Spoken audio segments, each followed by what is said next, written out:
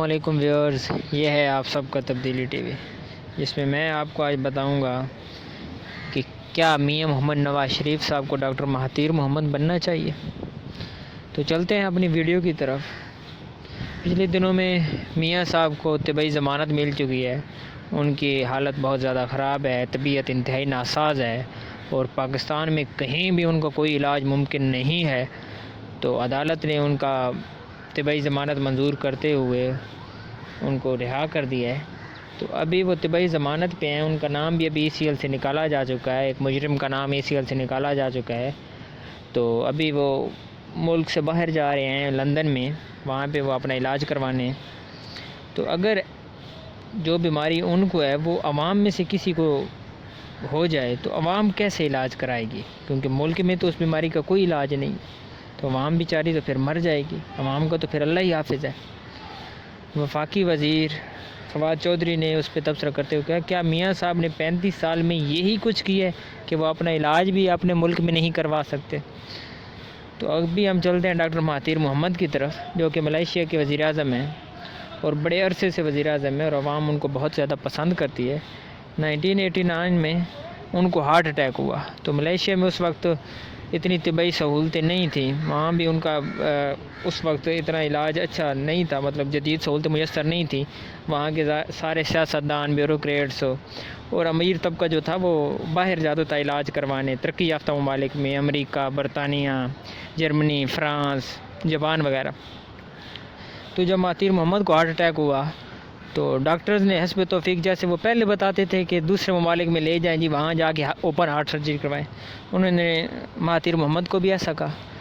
تو کیونکہ Mahathir Mohamad تو ایک بہت بڑے لیڈر تھے اور عوام کا دکھ سمجھتے تھے، تو انہوں نے باہر جانے سے انکار کر دیا کہ میری عوام یہاں پہ علاج کروائے، ان ہسپتالوں میں علاج کروائے اور ملک کا وزیر اعظم باہر جا کے علاج کروائے، یہ کون سا انصاف ہے۔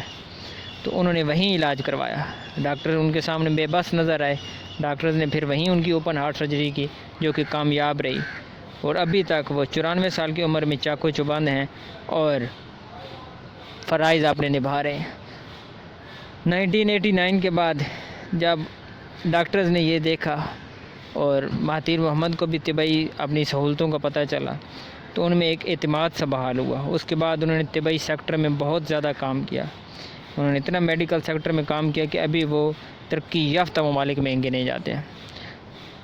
دنیا سے ہزاروں لاکھوں مریض وہاں پہ علاج کرواتے ہیں، وہ اربوں روپے کماتے ہیں وہاں سے۔ بدقسمتی سے پاکستان سے بھی ہزاروں لوگ وہاں پہ علاج کروانے جاتے ہیں، لیکن میاں محمد نواز شریف صاحب، جو کہ 35 سال وہ اور ان کے بھائی کسی نہ کسی صورت میں اقتدار میں رہے ہیں، اور باقی ہماری پارٹیز دیکھ لیں، جن میں ہمارے PP کے صدر آصف علی زرداری صاحب ہو گئے، چودھری شجاعت حسین ہو گئے، چودھری پرویز الہی ہو گئے، جماعت اسلامی ہو گئی، ANP ہو گئی، JUIF ہو گئی، یہ تقریباً کسی نہ کسی صورت میں اقتدار میں رہے ہیں، لیکن انہوں نے کوئی ایسا ہسپتال نہیں بنایا جہاں پہ ان کا علاج ہو سکے۔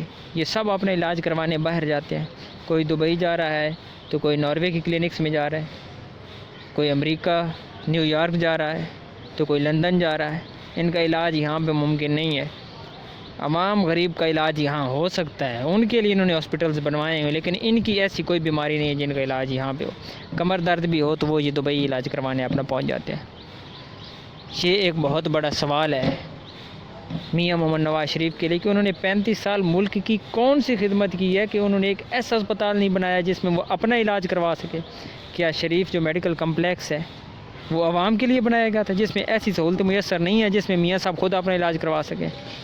یہ آپ لوگوں کے لیے اور میرے لیے یہ سوال ہے کہ ہم نے کیسے اپنے سیاسی منتخب بندے کیے تھے، کیسے لیڈرز کو ہم منتخب کرتے رہے ہیں، کیسے ہمارے وزراء رہے ہیں، کیسے ہمارے صدر رہے ہیں، جنہوں نے ایک ایسا ہسپتال نہیں بنایا جہاں وہ اپنا علاج کروا سکیں۔ اگر وہ اپنا خود علاج وہاں پہ نہیں کروائیں گے تو ہمیں وہ کیا سہولتیں میسر کریں گے؟ ابھی ہم دیکھتے ہیں کہ کیا میاں صاحب بھی ایک غیرت مندانہ فیصلہ کرتے ہوئے یہیں سے اپنا علاج کروائیں گے۔